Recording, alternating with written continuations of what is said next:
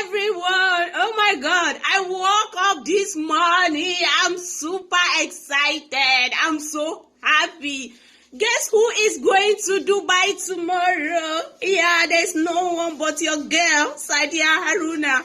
Oh my God, Alhamdulillah. I know it's not by my power. It's God's will. All I can say is Alhamdulillah, Alhamdulillah, Alhamdulillah. Wannan wani irin mafarki ne.